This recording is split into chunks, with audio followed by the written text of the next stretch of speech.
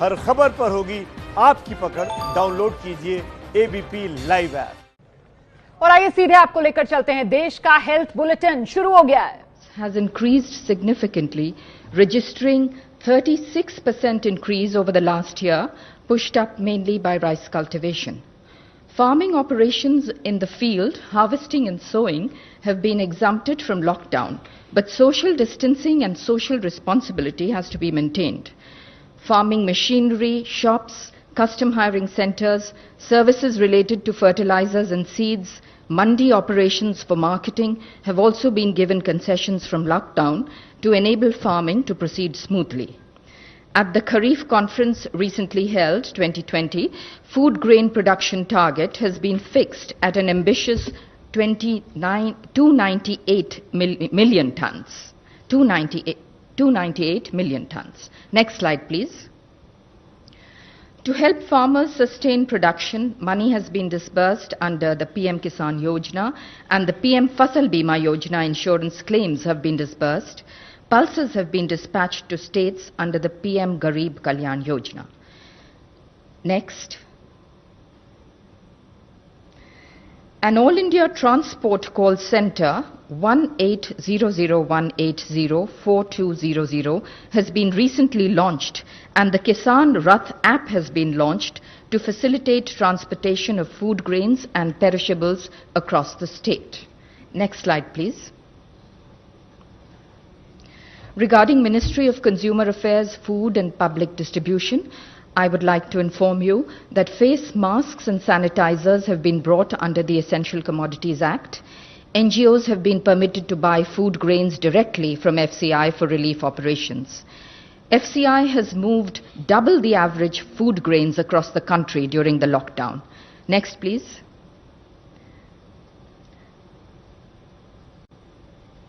Next. Ministries of Rural Development and Panchayati Raj, I would like to inform you that government has hiked the Manrega wages in the wake of COVID-19 pandemic. The average increase is rupees 20. There has been a direct cash transfer to women under the Pradhan Mantri Jan Dhan Yojana account holders under PM Garib Kalyan package. The self-help group women have helped in this effort.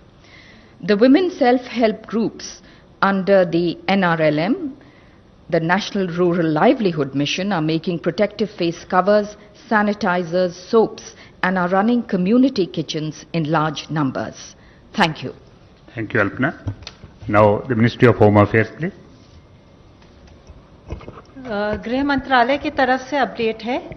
गृह मंत्रालय निरंतर lockdown measures के enforcement को monitor कर रहा है। जहां भी लॉकडाउन का उल्लंघन हो रहा है, वहां राज्य सरकारों के साथ संपर्क करके उचित कार्यवाही की जा रही है। कल गृह मंत्रालय ने एक बार फिर सभी राज्यों और केंद्र शासित प्रदेशों को पत्र लिखकर राज्यों का ध्यान इस बात पर आकृष्ट किया है कि आपदा प्रबंधन अधिनियम के अंतर्गत जो दिशा निर्देश जारी किए गए हैं, उनमें स्पष्ट रूप से लिखा गया है कि राज्य सरकारें इन दिशा निर्देशों का सख्ती से अनुपालन करेंगी। अपने लोकल एरियाज की आवश्यकता अनुसार वे ज्यादा सख्त कदम उठा सकती हैं, परंतु दिशा निर्देशों को डाइल्यूट नहीं कर सकती, कमजोर नहीं कर सकती। गृह मंत्रालय ने उनका ध्यान माननीय सर्वोच्च न्यायालय के 31 मार्च 2020 के आदेश में की गई टिप्पणी की ओर भी आकृष्ट किया है कि सभी राज्य सरकारें, सार्वजनिक प्राधिकारी और देश के नागरिक ईमानदारी और निष्ठा से सार्वजनिक सुरक्षा के हित में भारत सरकार द्वारा जारी किए गए निर्देशों और आदेशों का पालन लेटर और स्पिरिट में करें। यह पत्र इसलिए आवश्यक हो गया था क्योंकि कुछ राज्यों में उन गतिविधियों को भी इजाजत दी जा रही थी जिनकी गृह मंत्रालय द्वारा जारी किए गए दिशा निर्देशों के अंतर्गत अनुमति नहीं है। गृह मंत्रालय ने कल पत्र लिखकर केरल सरकार द्वारा जारी संशोधित दिशा निर्देशों पर भी अपनी चिंता व्यक्त की है। कुछ गतिविधियों की अनुमति दी गई है उनके द्वारा, जो आपदा प्रबंधन अधिनियम 2005 के तहत गृह मंत्रालय द्वारा जारी आदेशों का उल्लंघन है और लॉकडाउन नियमों को भी क्षीण कर रहा है। उनसे अनुरोध किया गया है कि राष्ट्रीय लॉकडाउन नियमों का अनुपालन सुनिश्चित करें।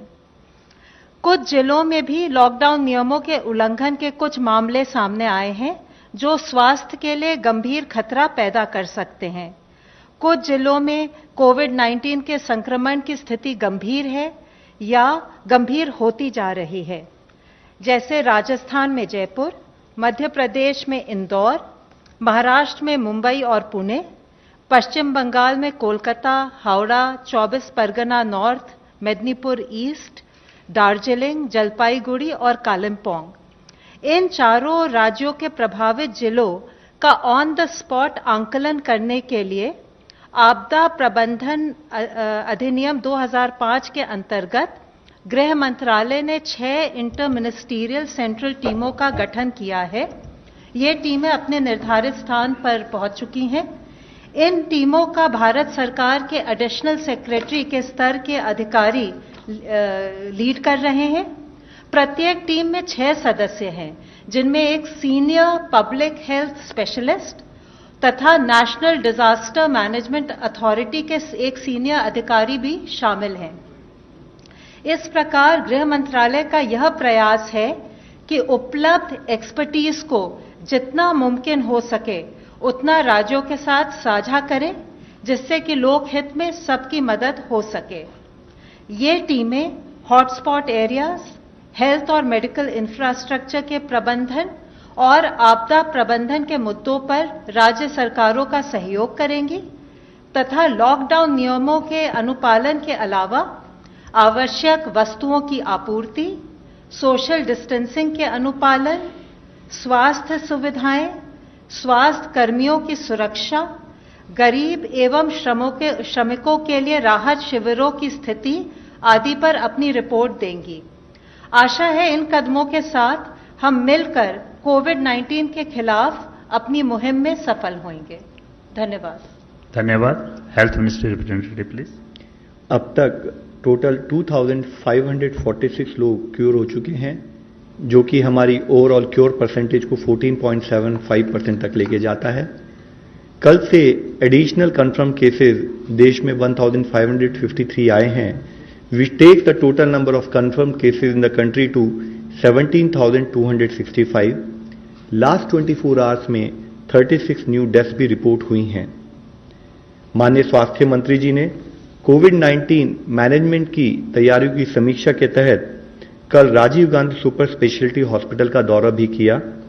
उन्होंने फ्रंटलाइन वर्कर्स के एफर्ट की तारीफ की, कहा कि आज जो हमारा इंक्रीज रिकवरी रेट आ रहा है वह हमारी क्वालिटी ऑफ केयर को रिफ्लेक्ट करता है। उन्होंने कहा कि लॉकडाउन 2.0 के दौरान लाइफ में डिसिप्लिन लाने से हम लोग रिच डिविडेंड्स पा सकते हैं, जिससे हमें कोविड की लड़ाई जीतने में सफलता मिलेगी। G20 एक इंटरनेशनल फोरम है जिसमें 19 देश और यूरोपियन यूनियन के नेशन मेंबर्स फाइनेंशियल इश्यूज के साथ साथ सोशियो इकोनॉमिक इश्यूज पर भी डिस्कस करते हैं। G20 के मेंबर नेशंस वर्ल्ड का 80% इकोनॉमिक आउटपुट, ग्लोबल पॉपुलेशन 2/3 और 3/4 जो इंटरनेशनल ट्रेड है उसको रिप्रेजेंट करते हैं। उस G20 के स्वास्थ्य मंत्रियों की कल एक वीडियो कॉन्फ्रेंस के द्वारा मीटिंग हुई, जिसमें कोरोना वायरस से निपटने के लिए कोऑपरेशन और कोलैबोरेशन के इशू पर डेलिब्रेट किया गया। माननीय मंत्री जी ने इन टेस्टिंग टाइम्स के दौरान सभी मेंबर स्टेट्स के साथ मिलकर काम करने के लिए भारत के कमिटमेंट को जाहिर किया। उन्होंने कहा कि भारत G20 के देशों के साथ मिलकर वैक्सीन डेवलपमेंट और ड्रग डेवलपमेंट पर काम करना चाहेगा। इसके साथ ही गवर्नमेंट ऑफिसेज के कामकाज के लिए स्वास्थ्य मंत्रालय ने अधिकारियों को एक गाइडलाइंस के द्वारा वायरस के स्प्रेड को रोकने में संबंधित प्रिकॉशनरी मेजर की सलाह दी है, जिसमें बताया गया है कि officials reusable cloth face cover use करें, डिसइंफेक्शन प्रोटोकॉल का स्ट्रिक्ट फॉलो करें, फ्रीक्वेंटली सोप या पानी से हाथ धोएं या फिर हैंड रब या सैनिटाइजर को यूज करें और ऑफिशियल्स एक दूसरे के बीच में एडिक्वेट डिस्टेंस मेंटेन करें। साथ ही किसी भी जगह पर 5 से अधिक लोगों की गैदरिंग को अवॉइड करना है। डबलिंग रेट ऑफ केसेस, जिसका मतलब है कि कितने दिनों में टोटल केस काउंट डबल हो रहा है, उसको हम अलग अलग इंटरवल्स पर कैलकुलेट करते हैं और जिसके तहत हमने पिछले 7 दिनों के डबलिंग रेट के बेसिस पे जब कैलकुलेट किया तो देखा कि इंडिया का डबलिंग रेट लॉकडाउन से पहले जो 3.4 था, अब वह इंप्रूव होकर 7.5 हो चुका है। और इससे संबंधित और भी एक अच्छी न्यूज ये है कि अगर हम 19 अप्रैल तक का डेटा लें तो इस नेशनल एवरेज के तहत 18 स्टेट्स में नेशनल एवरेज से बेटर परफॉर्मेंस और बेटर इंप्रूवमेंट नोटिस किया गया है, जिसमें कि दिल्ली में डबलिंग रेट 8.5 डेज है, कर्नाटका में 9.2 डेज है, Telangana 9.4 days, Andhra Pradesh 10.6 days, Jammu Kashmir 11.5 days, Punjab 13.1 days, Chhattisgarh 13.3 days, Tamil Nadu 14 days और बिहार 16.4 डेज। ये जितने राज्य हैं यहां पर 20 से कम करीब डबलिंग रेट नोटिस किया गया। इसके साथ ही कुछ राज्यों में 20 से 30 के दिनों में भी डबलिंग रेट नोटिस किया गया, जो उनकी परफॉर्मेंस को दर्शाता है, जिसमें अंडमान निकोबार 20.1 है, Haryana 21 days, Himachal Pradesh 24.5 days, Chandigarh 25.4 days, Assam 25.8 days, Uttarakhand 26.6 days, Ladakh 26.6 days. इसके साथ ही हमारी कुछ स्टेट इवन उनका 30 दिनों से भी ज्यादा डबलिंग रेट, यानी कि उनकी परफॉर्मेंस, उनका केस मैनेजमेंट में हम इंप्रूवमेंट नोटिस कर रहे हैं, वह है उड़ीसा और केरला। मैं ये एक बहुत अच्छी हार्टनिंग न्यूज के रूप में आप लोगों के सामने प्रस्तुत करना चाहूंगा और राज्य और जिला स्तर पर जो हमारे कोविड के फील्ड वॉरियर्स काम कर रहे हैं इस विषय में, उनको धन्यवाद देना चाहूंगा। It is however we would also like to point out कि हम एक लड़ाई में हैं, हम एक बैटल में हैं और हम आराम नहीं कर सकते। एक भी दिन की हमारी विफलता या एक भी व्यक्ति की विफलता हमारे इस क्यूए रिजल्ट को, परिणामों को नेगेट कर सकती है और इसलिए जरूरी है कि हम सारी गाइडलाइंस का यूनिफॉर्म इंप्लीमेंटेशन करें। हमें कुछ और राज्यों से अच्छी खबरें भी आ रही हैं, जैसे गोवा के सभी पेशेंट्स को रिकवरी के बाद हॉस्पिटल से डिस्चार्ज कर दिया गया है। अब गोवा में कोई भी एक्टिव केस नहीं है। इसी तरीके से जैसे कि कल आप लोगों की दृष्टि में लाया था, माही और कोडगू, इन दोनों जिलों में जहां पर कि पिछले 28 दिनों से कोई केस नहीं आया था, उसमें एक और जिला जुड़ गया है, वह है पौड़ी गढ़वाल उत्तराखंड से। साथ ही टोटल 59 डिस्ट्रिक्ट्स हैं 23 स्टेट और यूनियन टेरिटरीज से, जहां पर पिछले 14 दिनों से कोई केस नहीं आया है, जिसमें 6 नए जिले जुड़े हैं। वह हैं डूंगरपुर और पाली राजस्थान से, जामनगर मोरबी गुजरात से, नॉर्थ गोवा गोवा से, गोमती त्रिपुरा से।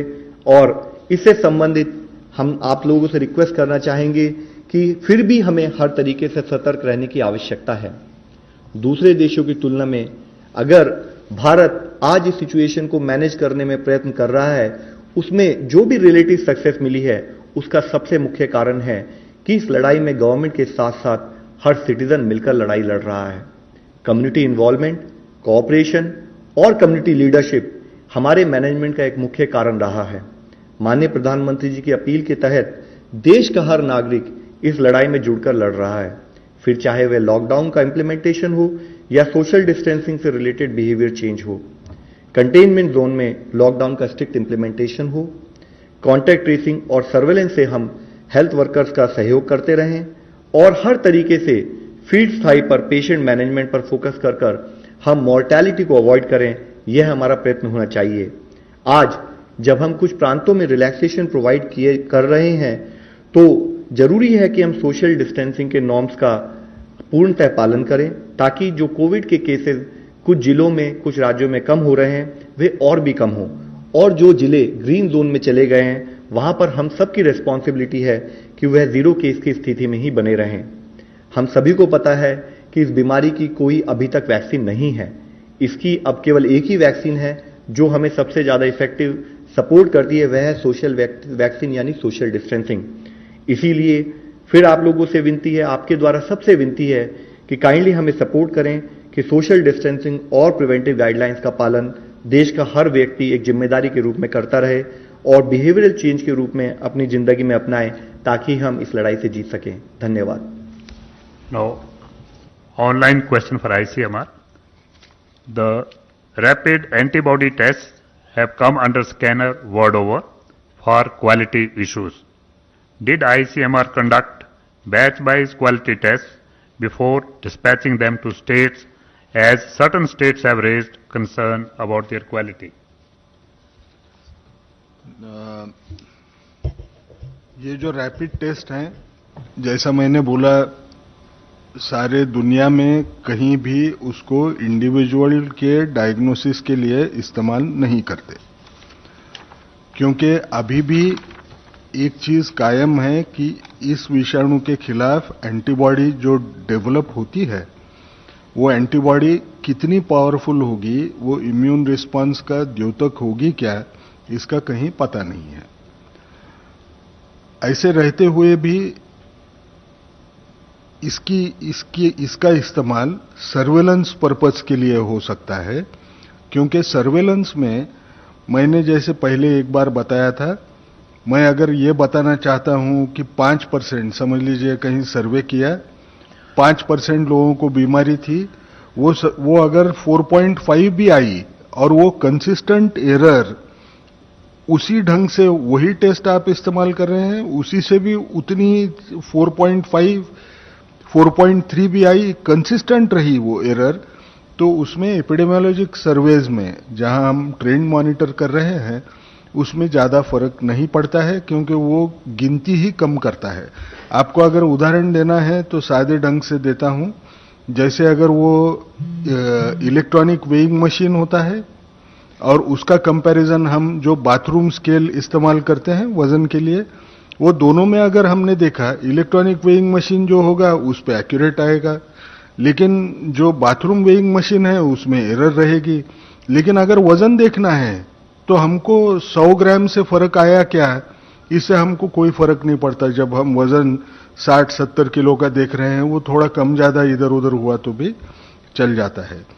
इसकी ये तो पहली बार टेस्ट आई है हमारे यहाँ, तो एक ही बैच जो आई है, तो वो सवाल तो उठेगा नहीं। ये सारी टेस्ट जो एंटीबॉडी टेस्ट आई हैं, उनकी ये CE-IVD अप्रूव्ड हैं, इनको टेस्ट किया गया था कि ये उसकी जो सेंसिटिविटी स्पेसिफिसिटी क्लेम्ड है, वो उसके कॉन्फिडेंस के रेंज में है क्या करके, उसमें वो ठीक पाई गई। हमको जो दूसरी एक ये मिली है कि वेस्ट बंगाल में कुछ टेस्ट जो BGI किट करके माना जाता है, RT-PCR किट, वो RT-PCR किट बराबर काम नहीं कर रहा है, ऐसे हमको एक ग्रीवेंस मिला। वो ग्रीवेंस के तरफ देखते वक्त 2-3 चीजें हमको याद रखना है कि ये BGI kit US FDA approved है, उसके क्वालिटी स्टैंडर्ड्स काफी अच्छे हैं। सिर्फ इसमें एक प्रॉब्लम है कि ये जब किट हमको रखना है तो उसको 20 डिग्री के नीचे टेम्परेचर रहना चाहिए। 20 डिग्री के अगर ऊपर गया तो वो टेस्ट रिजल्ट्स बराबर नहीं आ सकते हैं। तो जो कंप्लेंट थी, वो कंप्लेंट ये थी कि कुछ लोगों की रिपीट टेस्ट करना पड़ा, क्योंकि सारे लाइट अप नहीं हो रहे हैं, उसके साथ कंट्रोल जो रहते हैं वो।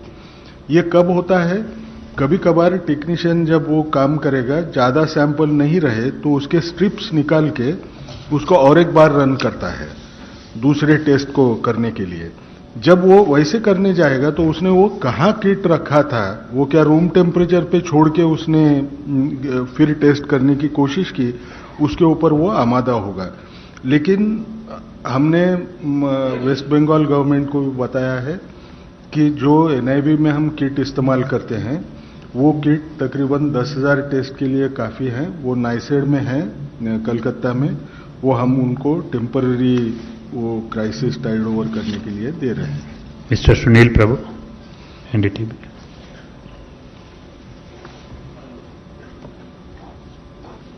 Hello. To the MHA, there has been some negative reactions from states like West Bengal about the spirit of federalism, about the ICMT teams which have been sent. I know the guidelines of the National Disaster Management Act and why you have sent those teams. But states have some certain misgivings, as well as the fact that you're using and not an order, but a direction which has been said in a Supreme Court judgment